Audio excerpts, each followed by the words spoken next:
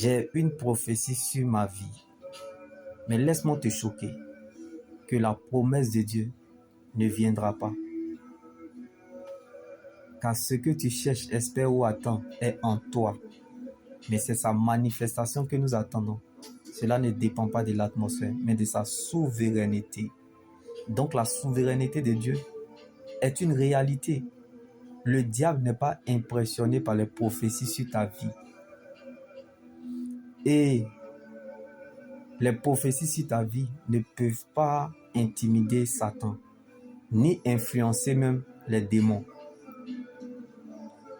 Encore moins de surcroît, tes ennemis sont les médicaments qui donneront la santé à ta destinée.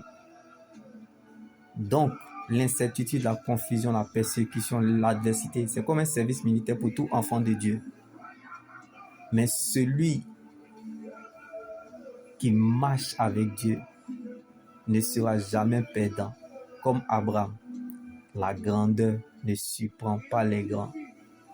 Et celui qui recherche Dieu de tout son cœur ne sera jamais perdu s'il est droit et sans reproche.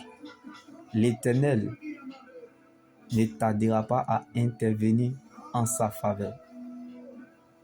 L'Éternel lui rendra le bonheur de son innocence demeure et le restaurera dans le domaine qui abrite sa justice. Donc, une vision sans discipline ne connaîtra jamais son accomplissement. Même si tu te laves avec l'eau de Jésus, bien-aimé, Dieu ne se trouve pas à la parole, mais dans sa parole.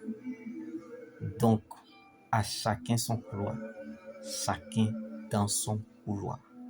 N'abandonne pas et ne quitte pas le processus. Tant que tu n'es pas encore arrivé à l'accomplissement de ce que Dieu a dit, on peut t'affaiblir et te ralentir. Mais la promesse de Dieu qui est en toi, se chargera de te réveiller. Champion, championne, tu es né pour accomplir un mandat divin. On ne meurt pas sans ça.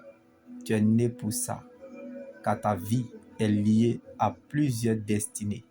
Donc rien ne commencera et se fera sans toi, parce que tu portes un mandat divin.